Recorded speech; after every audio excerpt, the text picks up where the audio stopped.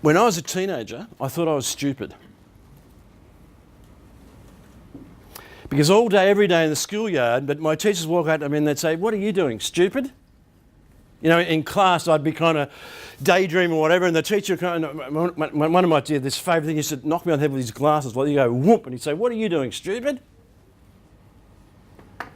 So all day, every day, what I heard was, "You're stupid." In fact, I thought it was my middle name at one stage, because that's what I got kept getting called all the time.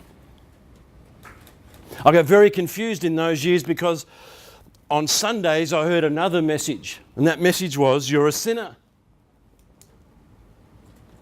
And so at 16 or 17 or so, I'm a confused kind of person, because am I stupid or am I a sinner? And then on Saturdays, I heard a different message. I'd go to Nana Sheriff's house and she'd often look across the table and she'd often point and she'd say, "You know what? You're special."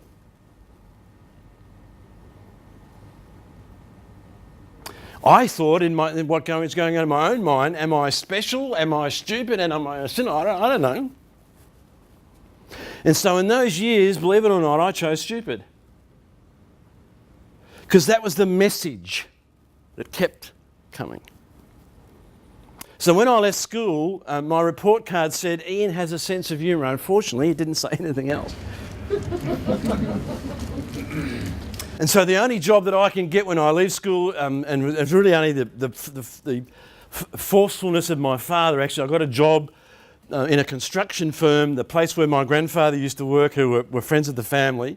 That's the only place I got a job, and my job was to throw bricks. And all day, every day, if you go to the Ballarat High School, or I think it's the university now, up in Ballarat, out at Mount Clear, those of you that know it, well, I threw a lot of those bricks. I was still playing football and playing cricket in those days, so it kept me really fit and strong and all that, but it did nothing for my soul, nothing for my brain. And then one day, I graduated, I became a painter, and I actually did an apprenticeship as a painter. I'm almost a fully qualified painter. But one day, I'm painting the church, that same church where over and over and over I heard, "You're a sinner." And I tell you what, there was nothing like graffiti in those days, but there was a few times I thought I could do a lot of damage to this place. I didn't, but... And this is where you need a little bit of imagination. In those days, I had hair down to here. I had a beard out here like this. I had hair all over the place. And I get a call this day from Mrs. Murray, she's a friend of my mother's. She lives across the road from the church, and of course no mobile phones in those years. Mrs. Murray comes across to the church and she says, "Noel's on the phone," and Noel was another member of the family. And Noel worked for the Commonwealth Employment Service. And Noel says, "Good news, I've got an interview for you with the National Australia Bank." I thought, how cool is that? In those days, no recruitment companies. Noel says, "You've got to be quick because you've got to go and get your hair cut off, have a shave, you've got to get your mum, buy a suit, and you've got to get down for this interview." So I just left the job. I didn't even tell my boss. I went to the barber's, I got all my hair cut off, got my beard shaved. When I got home, which was just up the road, even my mother didn't recognise me. We go down to Messer and Opie's, it's still there in the main street of Ballarat, the shoot place. And we bought this double-breasted suit. I'll never forget it. It was the first time I'd ever had a suit on in my life. And as we looked in the mirror, just for a moment, I thought, maybe I am special. I don't think I'd ever worn a shirt with a collar. So to have a tie on was kind of uncomfortable. But I go for this interview and, you know, I'm not really, I don't know what goes on. I've never been to an interview really before in my life. The interview lasted, I reckon, 6 minutes. Guy looked at my resume, so it wasn't very impressive. He looks across at me and he says, "I'm really sorry, mate, but there's just no way on God's earth I could give you a job." Something went off in my heart and mind in that time, and I just shot back to him. I said, "Well, mate, I don't give a stuff. I'm not going to get on my knees and beg." And I pointed out, I said, "But if you give me an opportunity, I promise you I won't let you down." Seemed like an eternity before he stuck out his hand. And he says, "You're hired." So all of a sudden, I'm a banker. Mind you, I think the banking people read my resume and I didn't last long as a teller, I can tell you. They probably thought I was going to steal all the money. I ended up as a credit collector, collecting bad debts. That's how I began my corporate career. But when I first started, the guy that interviewed me, he became my first boss, and I'll never forget, what he said to me. Two things. First of all, we go through a little, not the kind of induction that you would probably do professionally in these kind of days, sort of there's the toilet, there's your desk, away you go kind of thing. That was the induction. But he says to me, you know what, you're fortunate. He said, I don't know what came over me the other day. He said, I didn't intend to hire you, but he's just in that moment, he says, I just thought you might be special. So my nana was right. And you know what? I've lived that philosophy ever since that day. I've learnt since then that the philosophy is Goethe, the German philosopher. And I've paraphrased him. If we see man as he is, he gets worse. But if we see man as he could be, he gets better. This was the philosophy of my boss. This is the guy that didn't know what came over him and he didn't really mean to hire me, but just in that moment, he thought of something that he'd learned. He didn't see me as I was, a rat bag, no good, because I was in those days. I was up to no good, really. But just in a second, he didn't see me as I was. He saw me as I could be. And this was his philosophy of leadership and management. And he taught me well, because 4 years later, I was his boss.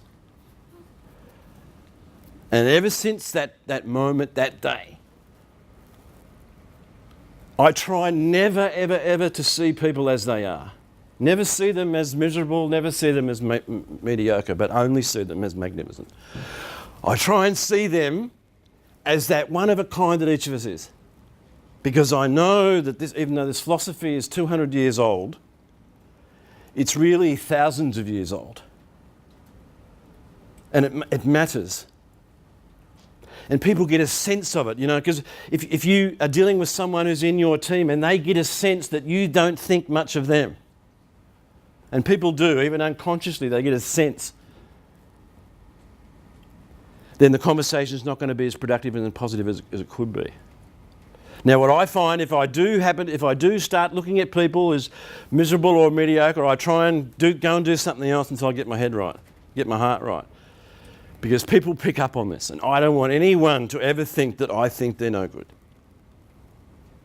And I learnt this way back in the beginning because one man, even he didn't really know why, gave me this opportunity and taught me everything he knew. And when I became a branch manager, when I became a senior executive and so on, all the way through my career, whenever I work with people, I'd always never see them where they were, but rather think about where they could be. And it matters, this philosophy matters. It's a critical philosophy for enhancing the gifts.